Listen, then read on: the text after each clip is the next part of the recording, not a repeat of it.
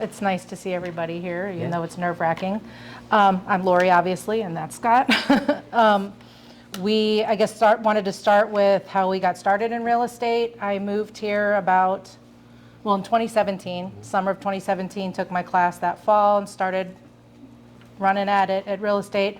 Our long-term goal had been to do it together, but that was supposed to be 5 years or so down the road. But I fell in love with real estate through the years, just buying and selling homes. I moved a lot, and when I moved to Indianapolis, I thought I could do anything. I can start over. I don't have to do what I've always done. So jumped in with both feet and have loved it ever since, and I'll let you tell your own story. I became really intrigued with real estate when I bought the house we currently live in 2001. I absolutely loved the process of looking at homes. The realtor I had was Liz Foley. She's still in business, I think, and she was just an amazing realtor. I would use her again. Again, I'm a realtor. But we won't. No, we won't. But she inspired me, so I was always thinking about it. But I had an in-house corporate marketing and design job for a nonprofit. Thought I'd be there till I retired, so starting another career was not a reality until they said, hey, you've been here long enough, you're severed, and so our long-term goal became shortened, and we decided to go in head first and deep because there was no plan B. This is what we do, so we've been committed to it ever since. So yeah. Initially, when I started, before he even joined me, open houses were a huge part of my beginning. Every weekend we were doing open houses, and he would come with, even though he wasn't a licensed realtor yet, he was my support. And that's really how we dug in and got started. I would say probably half of our transactions the first year were from open houses. And we were just reminded of this again this last week, because we haven't done open houses lately. We've been kind of busy, weekends are crazy, and it kind of always gets to be a back burner thing. But as soon as things slow down, we're like, we need to get back to it. So we did an open house on Saturday, had one family come through, met them again Sunday, met them at their house, put an offer in, got it accepted, and we're listing their house this week. It's worth it. Yeah. I mean, even if nobody came, we planned on working. We got to post social media posts. Like you advertise it, you build business with it, even if no one walks in the door. Do open houses. You don't have to pay referral fees. You don't have to, it's just awesome. So open houses were probably my first big thing that I would say got me going. I started doing showings for other agents, doing Op City leads as soon as they became available. In the first 2 years, we did Zillow leads. Stopped doing that because at first it was very productive. I would say probably my other half of my business was Zillow leads at the time. Like at one point it was like 60%. Right, so open houses and Zillow leads those first 2 years. But when it started slowing down and Zillow became our competition, we stopped doing that. And Op City became huge. Actually, we're, I think, number 3 in sales with Op City in Indianapolis area. So we've done really well with that. It's slowed down a lot. I don't know if anyone else has been doing it, but it's really slowed down. It's not just you. But that's how we kind of got started. And then we focused on our sphere, and then eventually, as we had past clients, them. Keeping in touch with people. That was how we pretty much started our business. And then the other thing we did early on was go to as many trainings as possible. Not only did we learn things, but being in a group with people to sort of motivate you to get off your butt and get out there and try something, do something, anything, be working every day. That was crucial for us in learning. We also put ourselves out there to show houses for other realtors because it was a little daunting to show homes when you were new, and getting practice at doing that, getting the listing sheets, researching the home and showing it. We would go there and make our brokers or whoever we were showing for look good, but it was great practice. So and you want me to talk about? Yeah, I mean, yeah. Basically, if you're not busy yet, be busy. Give yourself stuff to do, and then post about it, because you're as busy as you look. So, and then other people have more confidence in you. If you're never posting anything except your one closing you've had in 6 months, then nobody's really going to trust you. But if you're doing open houses, post it. If you're showing houses, post it. If you're doing walkthroughs, post it.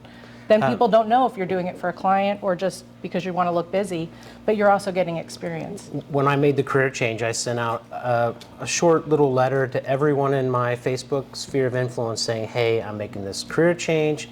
This is what we're doing full time, and basically just ask for their business. And I think that first year I got a call from a guy I went to high school with. He didn't graduate with me. I was in choir class with him in 1989. Hadn't seen him except for on Facebook, and he called us to come out and try to sell his mom's house. And I said, thanks for the call. And he goes, I wouldn't have called anyone else. So, it meant a lot. Yeah. So being genuine with your posts and make them true to who you are. Don't try to be somebody else. Be yourself. Same thing with open houses. The best advice we ever got about doing an open house was be real. Don't be fake. Don't be like, be normal. Do you want to buy this house? And, be normal. Have a normal conversation. Find something you connect with them about, whether it's where they grew up or what job they have. Or we never start off with asking house questions. It's always kind of, oh, where do you live? Or what do you do? Or where, if they have an accent, where'd you grow up? Or whatever, like, oh, New York, whatever. And you start conversations. So that helps a lot with being genuine. Just be yourself. All right. And let's see, sorry. One of the other things, when you meet a client, when you get them through Op City or a lead from whatever, immediately work on getting them set up with a custom search. Immediately get them connected with a lender. Immediately be of value. You not just meet someone and say, oh, it's nice to meet you. Let me know if you need something. No, you want to engage them. You want to have a game plan. You want to make them yours. You want them to know you want their business and that you want to help them. So that's one of the first things we do is ask them what they're looking for, what their reason for moving is, how we can be helpful to them, and we'll set up a custom search, and you'll be notified as soon as a house that you like is listed, and we can show you anytime. Don't ever hesitate. That's never a problem. We really have these conversations with everyone that we meet. Especially people that don't realize how realtors make money and get paid. It's important to say, by the way, any listing, not just the one you called on, we can show you any home. There's too many people out there that think you have to call a listing agent to see a house. And we also have that conversation. There's no benefit to you to use the listing agent versus us. The listing agent's the only person that makes out on that deal because they get to double dip. They're not representing you, they're not representing their seller fully. So you want to call us if you see a house for sale. You're not going to get a better deal by going with them. So we have that conversation early on as well. We keep in touch with them. We do weekly or bi-weekly text messages to anyone that's been looking, especially App City got us into that because they require it every week. They're like, we're shutting you off if you don't update everyone, but it is very annoying, but it works. We had people we've been doing that with for 2 years this last year that bought houses, probably 7 or 8 of them. Yeah. Were people that we've just been nurturing. It's an easy text. I copy and paste the same text into every one of them every week. And Happy Mother's Day if they're a mother, Father's Day, just little touches, simple stuff. It's not always about houses, just, hey, just thought of you and hope you're doing well and your family's doing well. It doesn't have to be about real estate, but they know we're sticking with them. We've had many people say, we appreciate your patience so that you never gave up on us. We've released people for Op City and they immediately get reconnected. Like if we do give up on you're someone because they're not us, responding. why are you not answering us? But then they're like, yeah, we want to be reconnected. So. And sometimes that's the kick. They get notified and they're like, oh, wait, we do want to look for a house. So, slow and steady sometimes wins the race. Just be consistent. It doesn't take a lot of time. It's annoying, but it doesn't take a lot of time to reach out and with a text message or something just to say, hey, we're still thinking about you and we're still here. There might be I'm not ready to buy now, but eventually they're going to buy, and you want to be the one they buy with. So that's kind of how we've stayed in touch with our Zillow and Op City and open house connections. Another important thing to do is make sure you get connected with people before you're too busy. Find those lenders that you love to work with and that can inform you and teach you and you can learn from them, and that will treat your clients well. Get a couple inspection companies that you trust, that you want to use. Same with titles, same with contractors, insurance agents. Have a network of people that you can say to your clients, here, we have some great people. And the one thing we always stress to them is that we don't get paid by anyone we refer somebody to. And I know there's a lot of people out there that will pay you to use their home warranty thing, but we purposely don't do that because we want to say to them, we're only giving you names of people we trust that will do a good job for you. And then they trust us because we're not like, oh, we'll get $200 if you buy this home warranty. I mean, it's great to have that extra money, but it's more important for us to have that trust from our clients. So definitely make those connections, plan coffees out, and learn as much as you can. And we still do it. Like we just met with Amy a couple weeks ago. Like we're still doing that. Did you cover all of the open house stuff that you wanted to cover? Yeah, actually, you want to go through that? Like what we do before an open house? So when we do open houses, we typically have been sharing our listings with other agents because we're not a fan of me and me's, especially if it's an older home. We don't enjoy the inspection process of representing both sides. So we try to reach out to other agents and ask them if we can hold their home open, and we're selective. We typically don't hold a house open that we aren't interested in or doesn't sort of fall into an area or a neighborhood where we want to work, because if you're going to be in that neighborhood at an open house meeting neighbors, you hopefully want to be in that neighborhood and work. So we join, in terms of marketing our open houses, then we do graphics to promote them, not to prevent them. And we join neighborhood groups and promote there. The sales groups, we promote our open houses there. We used to be really big on like signs, directional signage all over, and then in certain neighborhoods they would get stolen or homeowners would be angry. So to curtail that, we printed out little letters, put them in their mailbox, or knocked on the door of anyone's yard. We put a sign in saying, hey, we're having an open house, would you mind if we put this in? It was a great way to meet people and ask their permission to put a sign in their yard. Or if they weren't home, the letter said, if you don't want the sign in your yard, please call us, we'll come and remove it. It also told them that we were going to immediately remove the sign after the open house was over. One of the best things, I mean, we at one point in our career, we thought we'd never get a listing, ever. I mean, so we would do open houses and promote them with videos and slideshows and different things, and people thought they were our listings. We never said they were, but that's the perception. So that helped. Perception is reality. And then at the open house, we make sure we have comps in the neighborhood or school system, depending on what the location of the home is, or we have an iPad there to look stuff up for people. I think these are all pretty, tested, tried and true. And we kind of have a whole layout of stuff. We have a welcome sign. We have a sign-in that we put out, and just so people don't think they're the first person, and we want them to fill it out completely. My sister comes to all of our open houses.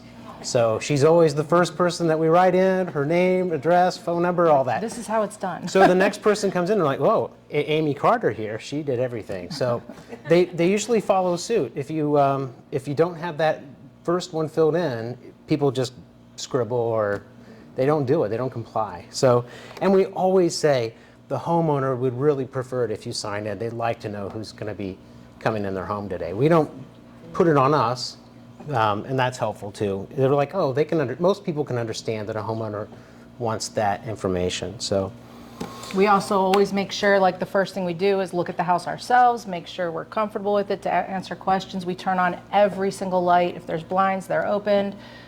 We bring a Bluetooth speaker and play music in the background just so people walk in and it's not like this awkward silence. It's warm and cozy and people want to be there. It's a more friendly atmosphere, and we found that to be helpful.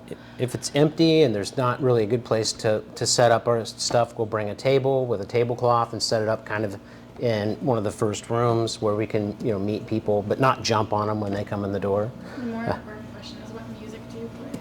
Varies. It does vary, but usually it's like older Metallica. AC/DC. And no, it's kind of Pretty innocuous, Yeah. stuff. and not too loud because you want to be able to talk to people, but just Nothing with curses, So elevator music. kinda, but not as bad as elevator music. like acoustic singer-songwriters, or like I'm an Apple Music person, so it's like maybe the Get Happy mix or something light, fun. So. Then where do you guys typically set up? Because it is kind of awkward. So like the house we just had, we'd used the island in the kitchen. There was no, the photos had furniture and stuff. We got there was no furniture. Yeah, So we didn't know. we just put it all on the island. But they come in, we have like a little frame that we put in there, please sign in, welcome, please sign in. We put a note or a laminated thing on the door that says, welcome to our open house, come on in. We have the little plastic holders that hold like our business cards and the listing sheets and attachments. We have another frame that says, use us to buy and sell your home, like a little flyer thing that Scott designed. And we just kind of have all that spread there, a bowl of candy, some water bottles, and that's about it. Like we don't have tons of food. We don't have a lot of gimmicky stuff there, but we do put that stuff out. We have pads of paper. We always bring a few of those and put them out. But that's pretty much it. And then we just, when they come in, hi, welcome, I'm Lori, this is Scott. If you don't mind, when you get to the kitchen, please sign in. And if you have questions, let us know, enjoy. And then we kind of back off.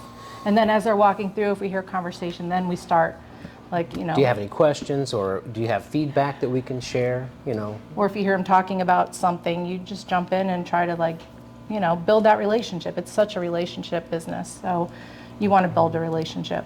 What kind of food do you guys have? We just do a little bowl of candy, mixed candy. Preferably something stuff that's we not don't messy. want. Yeah, we try to buy stuff we don't like. It's not always working. Yeah. But no, we put the candy out, something not messy. Obviously, they don't want people running around dropping food all over their house. So Like I love Reese's cups, but they're messy when you pull them out and open them, Jolly Ranchers, Something, Starbucks, yeah. or not Starbucks, We've done Starburst. fun-sized candy bars before. Yeah, Halloween things. and stuff. So, any other questions about open houses? Bottles of water. We put bottles of water out, several. Yeah. Okay. And then the other thing we wanted to talk about, one of the other things is brand building. So like if you're starting or even if you've been in it a while and you haven't really committed to your brand, that's been a huge part of our business. It's one of the reasons we ended up at Highgarden when our last brokerage sold, because we could be ourselves. We could keep our brand, and that was huge to us. And luckily, Steve and Chris and Brian respected that was important to us. But I'm gonna let Scott talk about that because he's our brand. Yeah, we do appreciate the co-branding option that they gave to us, and we felt like Highgarden already had a really classy presence to begin with. But when we joined up together, we were doing a little small group, and one of the assignments was, how we were going to define who we were and what our mission was going to be.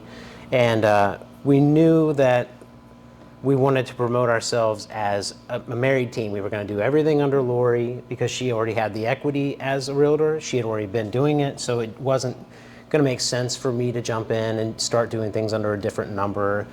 And at first I was just an unlicensed assistant. And so we met through online dating. I love to tell people it was Tinder, but it wasn't. Thank you. Yeah. And so I made either the mistake or had the good fortune of using a photo of myself on a 1968 Schwinn tandem bike in my dating profile. With his mom. Yeah. You forgot that part. So it was my mom's first purchase with her paycheck when she got out of college, and she bought this bike for my dad and her. And I can't talk, sorry. So anyway, I love biking. I rode 20 miles a day until the last couple of years, like every day, and that was a huge part of my life. And so he messaged me because I was from Crown Point, and he loved Crown Point, and I messaged back, oh, I love the bike, and that started, the magic started there. So that's, the tandem sort of brought us together in Crown Point, and I think I even put on my profile that I was looking for a tandem partner, and you wouldn't believe how many people asked, what's a tandem? So, I knew what it was, so there you go. And anyway, so we knew that we wanted the tandem to be part of our name, or when we first started out, and I was basically, shadowing her everywhere she went when I wasn't working, she would refer to us as Team Meyer, so it kind of caught on in that regard. And then we just, I designed the tandem bike to have an M for a frame, and If anybody hasn't seen it, That's our logo. So, and it is a green tandem, so. We've had people say, did you pick green because of money?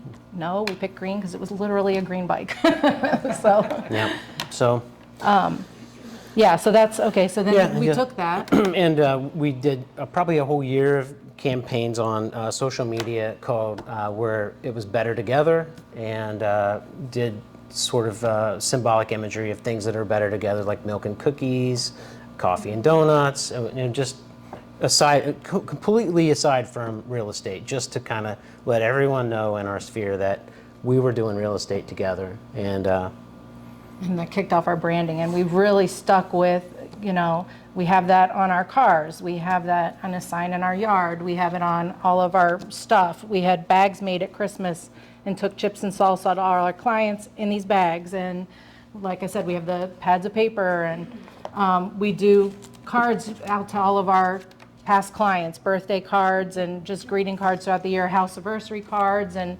I'm just going to pass those around. yeah, so we market to our clients all the time. We keep in touch with our past clients. We, like the cards, we do the tax exemption reminders every November-ish. We send a postcard out to all of our past clients, like, hey, if anything's changed with your deed, you want to file that. What other things have we been doing? We do baby gifts. We bought a bunch of the softest teddy bears I've ever seen in my life. And when one of our clients has a baby, we deliver them to their door. We did the chips and salsa at Christmas. We do wedding cards. We found tandem bike wedding cards, then we bought a whole bunch of them. And so we keep in touch with our past clients. We try to build relationship with them. We've gone out to dinner with them. Like they become your friends if you build that relationship. And I mean, so many of them would refer us to anyone they met because of that relationship. So, and that's what your goal is. So like this past year has probably been our biggest year of the majority of our stuff came from past clients or past client referrals. And that's so nice. Again, no referral fees. You don't have to work super hard to get them, but you build that relationship, and that once you get to that point in your career, it's just so much more pleasurable, and you enjoy it because you have this connection with them. So those are some things we do to keep in touch with our past clients and why they refer. This year, we've added some new things. Yeah, go ahead. We started farming. We do 500 postcards a month. We'll see how it goes, but in 2 months, we already had 2 calls. We figured the more times these same 500 people are getting them in our zip code, in our area, and they say give it at least 6 months. So talk about it again in 6 months if you want, but we're giving that a try. We started doing the magazines just for our past clients. So the 100 of these are going out every month. It's every other 6 month, weeks or yeah. something like that. 8 weeks. And we've had such good feedback on these already. So the first one went out in January, and then this is the second one, or this And who all are you sending those to? past clients. Just Yeah. And then so we just had recent closings. We throw one of these, we order a couple extra, we put them in their closing gift. And we had clients we just closed with this week, and they were like, oh my gosh, we love your magazine. And we didn't know you were in a magazine. My mom even liked it. She doesn't like much of anything. Right, she even thought it was nice. So, yeah, so we've been doing those kinds of things to really amp up our keeping in touch with people this year. Are you handwriting your postcards? Like, where are you The writing? postcards were not. They're through Reminder Media, which is where we got the magazines from, Reminder Media. Our our cards, birthday, house anniversary, those were handwriting. Okay. Handwriting the envelopes, no How'd you labels. Put a magazine together. I mean, is that Reminder Media. Reminder Media. Yep. Yeah, and they do a new remindermedia.com. one, and they have a couple options. We did the home one, but there's a couple other. Setup is pretty simple. It's and they kind of assign a concierge to help you through the whole process. Someone that did one of our talks told us about it. Was it Shannon? Mentioned it at one of the Somebody sales did, meetings, yeah. I think. And that's Yeah. how we got connected with it. We've been Yeah. very impressed. They also have a an online marketing They do. part. Yeah. blogs and posts and stuff that you can use too. We haven't done as much with that yet, but So one thing that I haven't taken advantage of, you can custom design your own back page and ads and your own letter and stuff. We've been busy enough that I've just been trying it turnkey. so you're in there on the But front you could cover. totally work with the fine folks here and do something of your own. So They do a tear out recipe card every magazine, and it has your stuff on it. So if the recipe and you looks select good, those items. There's a few variables. You pick the back cover. You can customize your own personal letter. You can write your Is it own. once a month or once a year? Or how's You can do it as much as you want. I think we're signed up right now once a month. And they have Okay. multiple sort of styles of magazines too. So Yeah, there's like, Just your past clients, you said? we Yeah. just do our, so we have, we kind of went through our list. We have 100 going out every month. So, and then each month we kind of look at it and see, okay, who'd we close this month? Who do we want to add in? If there's anyone we want to take out, whatever. They don't let more than one agent send the magazine to an address. So if that address is already getting one, you can't send it, which is nice because then you know no one else is going to be able to send it to your clients. So like that can't be like your but, farming yeah, we had thing. a closing in. It doesn't really matter. I think in Fishers, but that address was already assigned to someone. We couldn't send to our past client. They have to contact the company and request that their home be switched over. So Yeah, it's a kinda- little awkward, but Yeah, but that we only had one, I Yeah, think one one. like that. So If you don't mind, on the postcards, when you send them out to your clients, how often do you do that? Reminder Media is sending them, with On the the ones we're postcard as doing. And well? actually, Yeah, I they're just once a saw month. that Highgarden's going to be offering something, so Yeah. look into that one because I'm sure it's going to be great. But they sent it out. They came up with our 500 list. We went through it and took out like if there was someone we knew we or went by whatever. zip code, picked an area that we thought, yeah, it's close to where we live. Let's try it. We've never done that. It's something new we're doing. So, But they send it, they put the postage on it and they send it. We get they send us one so we know what went out that month. We get to pick the postcard. There's usually a few options. You and go you in. can also upload your own custom design if you so choose. I've been kind of like, let's just see what happens with what they provide, Yeah. and then fine tune from there. Okay. Yeah. Another question back here. Yes. Yes. Delay. You kind of answered it about your farming for the postcards. So your 500 people, or there's 500 people in that zip code, not really taking a look at how long someone's been living there, whatnot. No. They look at, so Reminder Media goes in and they kind of look and say, here's 500 people that are more likely to move. Yeah. And then we could even, like, we went in because it's our area. We're like, okay, we don't want to send to that person. We know them or whatever, or we do or whatever. So we even fine tuned it a little bit from there. And then those same 500 people hear from you every month. So the goal is you become more recognizable, you become a trustworthy person in the neighborhood or area, and they call you, hopefully, after a few months of that. It's not something that we expect to pay off in the first couple months, but maybe by 6 months or whatever, we'll start seeing the benefits of that. This is a new thing we're trying. So the other thing that we do is AdWorks. Yeah. Have you guys heard of AdWorks? Sphere of influence. We've advertised listings in different areas. We've used it for that. But we regularly do our Sphere. Yeah, we keep our Sphere. In fact, just yesterday, a woman I went to college with at art school shared our AdWorks ad and gave us accolades, which was weird and out of the blue because we've never helped her. We've helped her friends, but not her personally. She's actually recommended us to people and referred us, but It just yeah. shows up no matter where they are, if they're, I don't know, on Facebook or Instagram or looking at a news story, there's ads and they just follow them around the internet wherever they are. If you send their email address, it's kind of creepy, but it's what happens. But it's just not even like there's no call to action thing. It's just, here's Lori and Scott again. Oh wow, there they are again, or whatever. We curate that list. We remove some, we add some. If we get a new lead, we were doing this through OpCity or whatever. As soon as we had their email address, we were adding it in there. So they weren't really aware of us, but they were going to be reminded of us. So if we've had a conversation with them, we want them to then all of a sudden like, oh, that's weird. We just talked to them and here they are. Again, creepy, but we'll do what we have to do, right? Yep. So that's like kind of our brand building stuff. Again, the keeping in touch, we kind of covered this a little bit.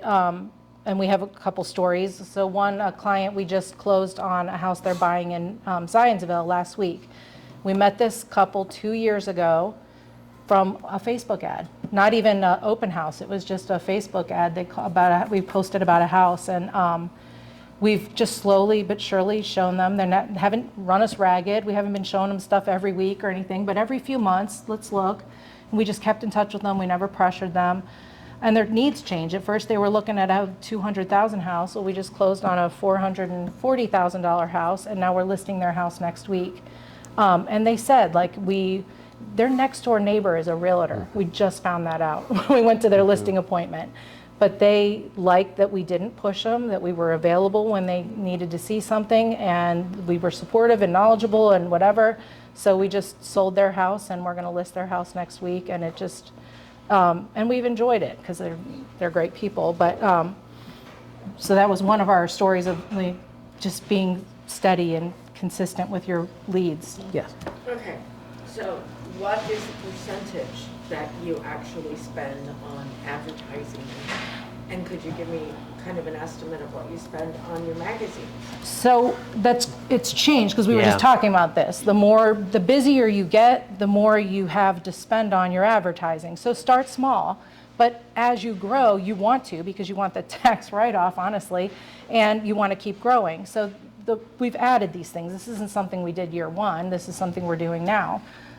We just started that last November. And I think it's about $440 a month to send the magazines to 100 people. One referral from someone who got it pays for it. So, and then the postcards, Yeah. I think that's maybe like 50 or 60 when they go out to 500 people. We can find that out. Yeah, I'm not good at memorizing. We're both bad numbers. at numbers.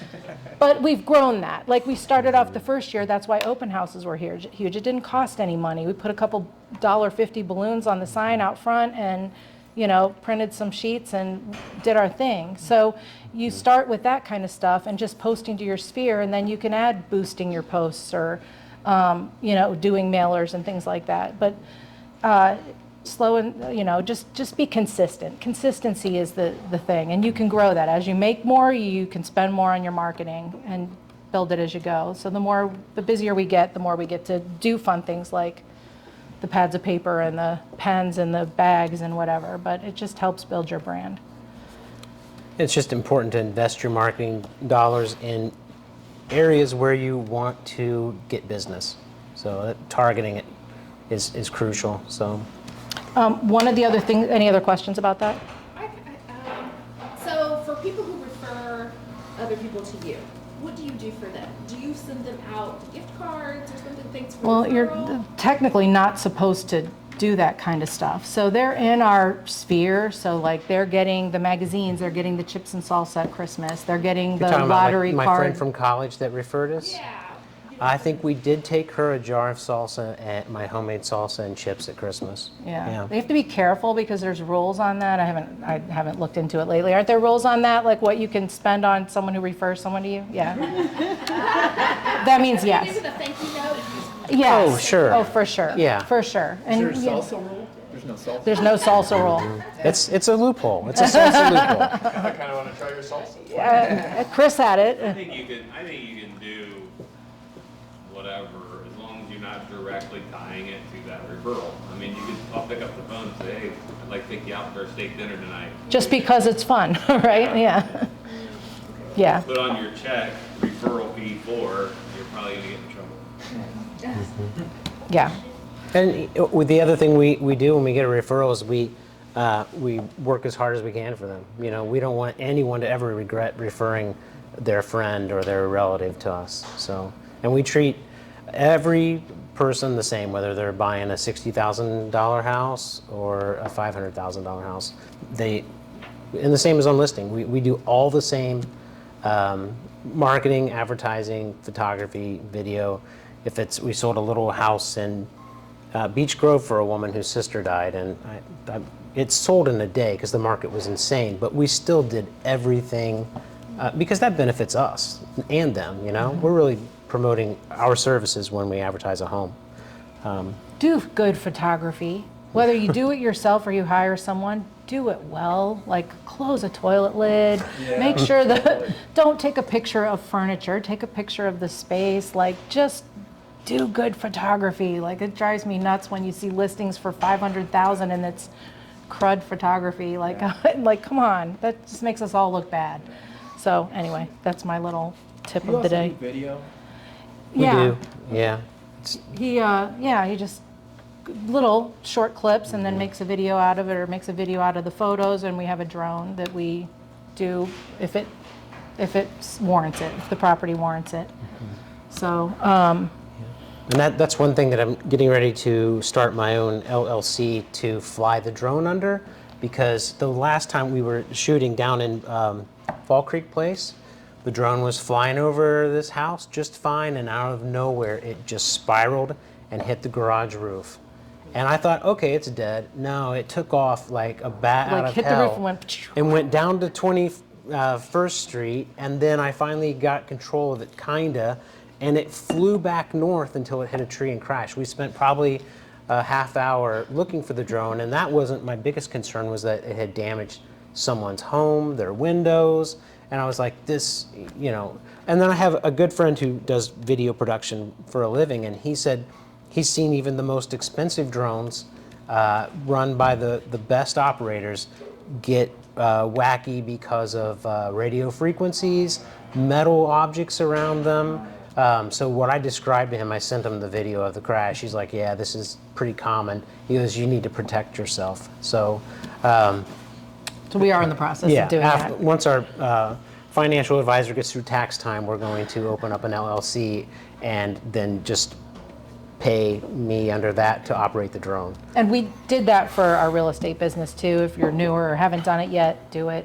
Talk to a financial advisor. He's set us up with an LLC, tax tips. Like I can't tell you how much he's helped us and saved us. So For, well, it's and for worthwhile. the best thing, other than the level of protection it gives you, is that, and we're not tax people, but under an LLC you can open up your own SEP, a retirement plan, and basically, you can eliminate a lot of your tax liability by investing in yourself. So It's worth it. If you haven't done it, highly suggest doing it. We have, do you want to talk about Roger?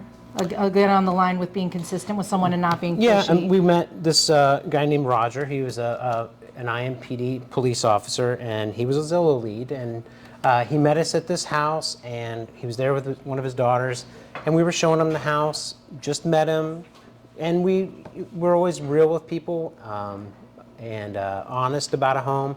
And anyway, he didn't end up getting that house, and we tried really hard. He wanted to get that house we met him at, and the market was just beginning to be crazy. He didn't get it. So then over probably 6 months, we just kept showing him. At first, he was like, I'm not committing to anybody. Yeah. I don't want to commit to any realtor. I've been screwed by that before, blah, blah, I'm not committing. And then he kept calling. We'd always be available. Yeah, we'd always make ourselves available. We'd run comps, numbers, whatever he needed. We're there to answer his questions. And then he said, well, I'm ready to sell my house in Franklin Township. I don't want to sign more than a 2-month listing contract because I've been burned. And we worked really hard for him, and we sold it in less than that. And then we helped him buy a home in Little Flower. But we kept in touch with all of those little, trickle things that we do. And last year, he called us to sell the house in Little Flower because he's moving to Bargersville to move in with his girlfriend. And at that closing, he told us that he really appreciated how we always seemed to have him. Our interest was always about him, what he needed, what he wanted, and his financial needs. And that he could tell we were not in it just for the money, that we really cared about him. And that his brother's a realtor, and he used us. So he goes, and Sorry to the brother, we but knew him for years, and he never told us that. He goes, I thought you guys might want to hear that. Yeah. So it was, pretty amazing. felt good. We put systems in place, and if you're not busy yet, this is the time to do them. And we kind of make start this copies of, around. There's 20 copies here. if They're anybody wants some, but we do. collated but not stapled. We meet, Not responsible for paper cuts. when we meet like a first-time home buyer, we have a sheet that kind of talks about what you can expect financially, like your down payment, your closing costs, your appraisal fee, because a lot of new buyers have no idea what they're getting into. They just think they can come buy a house and they don't have $500 for an inspection. So this explains it all to them. It also has the other side, a plan of like, here's what we're going to do for you, here's what we expect from you. so that we can do the best for you, that kind of thing. So we always start off meeting someone with the listing sheets and this information. We have another one that's, once we're under contract, they get, that tells them what they're doing, what we're doing, and what other people are doing, the lender or whatever. So we give that out to everyone. We have a buyer questionnaire form that's very thorough. When we meet with them, we even have a map on the back. They can draw where their search needs to be, and this goes back to, again, we want to set up that search for them right away and be of value. So we get that completed for them. We have the same thing for sellers, all the measurements of the rooms. It just keeps everything organized. So these are the kind of systems that have been deal breakers for us when we've gotten really busy. Like if I didn't have all of this stuff, I would probably go insane when we had 10 under contract or whatever. Like you're juggling too much. And these things are as of a result of us, forgetting to order the warranty or. There's a checkbox for everything. So then we have this transaction checklist, which is what that, like everything that needs to be done, it's a process, and we check it off all the way down to requesting feedback after a closing. So every closing, within a day, they're getting an email saying thanks for, using us, and if you don't mind, we'd love you to leave a review, and we give them a link to our Google and our Zillow accounts to go and leave a review. And most of them do, and it's great. Like we have great reviews on there. And then when we meet new people, we can say, hey, look us up, check our reviews out. They're all past clients. They're not friends and family, they're past clients. So those are just some systems we put in place that if you have the time, you want to make those yours and get those things in place for you. It'll help you stay organized. We already went over kind of what we send past clients. Try new things, give them time to work, but if they don't work, know when to walk away too. Like we knew Zillow was working for a while, and when it stopped working, we walked away. We did some other, I forget what it was called. It was a Google profile optimization program that you gave them access to your account, and they were gonna post on your behalf and use photos that, from you, and It didn't do anything. they promised certain results within a time period. We gave it a little bit longer than that, and then told them to, stop taking our money, But then we're trying the farming thing with the postcards, and we're going to give it the time it needs to see if it works or not, and the same with the magazine. So don't be afraid to try new things, and give it enough time, but walk away when you need to. Here, we've already talked about pretty much all this stuff. Yeah. Melissa Giles. Questions? Yeah. Yep, she had a question. So how do they manage their day-to-day schedule? Do they designate certain times or days for business growth activities? It's a good question. Or do they just see what each day brings? It's kind of a mix of those two things. I would love to say we have a schedule and we stick to it, but that's not always the case. Some days you don't know what business is going to bring your way, Saturday looked pretty open on Thursday. And then Saturday we were all over the place. We showed houses, we did the open house, and then we showed more houses. So obviously any plans we would have had that day would have gone out the window. But we also have the benefit of, and teams have this benefit too, but as a couple, we don't divide and conquer. We do everything together. So we go to all our showings together, all our closings together, our open houses together. Where we divide and conquer is I'm more of like the office manager, paperwork, communications, and he's all of our marketing and design and all that kind of stuff. So we divide in those ways and we complement each other in those ways, but we do stick together when it comes to showing and meeting clients and all that. And we've had great feedback that people like that there's a man and a woman to talk to. Like it just is. People are so sexist, but it works in our favor. It really does.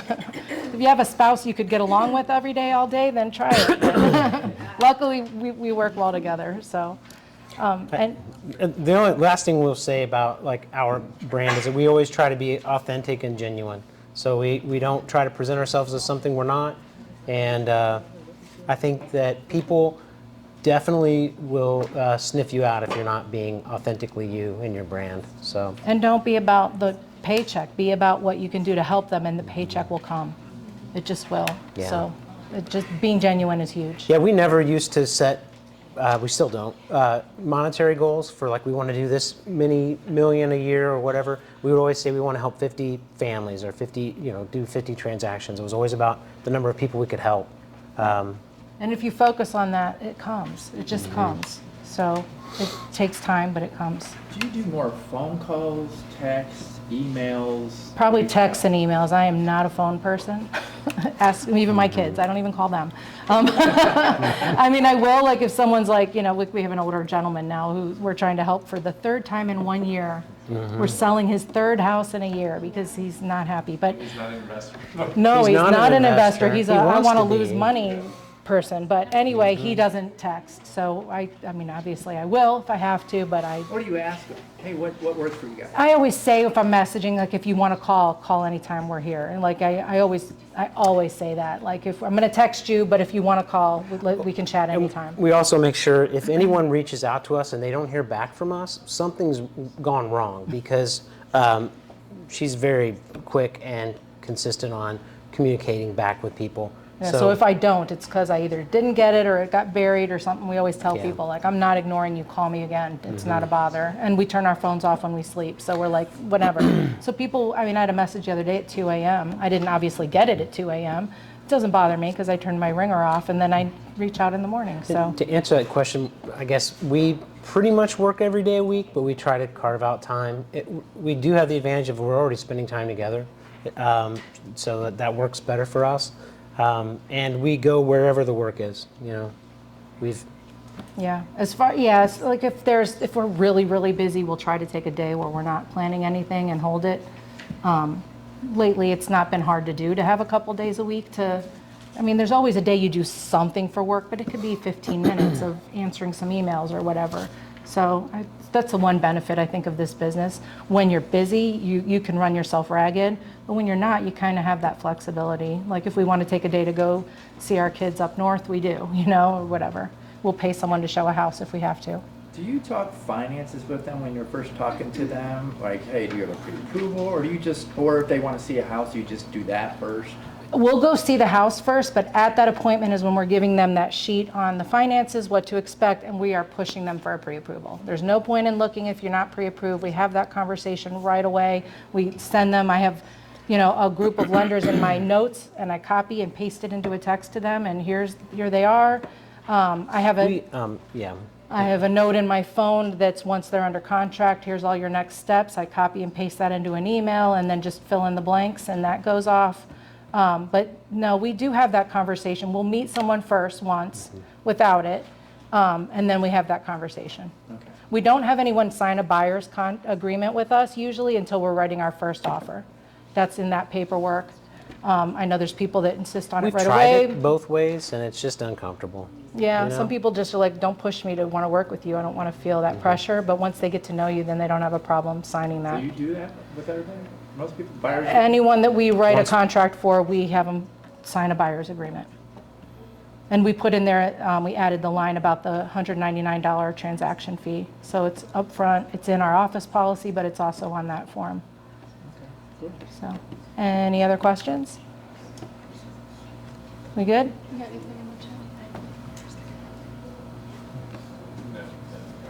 Okay. Well, thank you, guys. Yeah, thank you. Appreciate you all coming.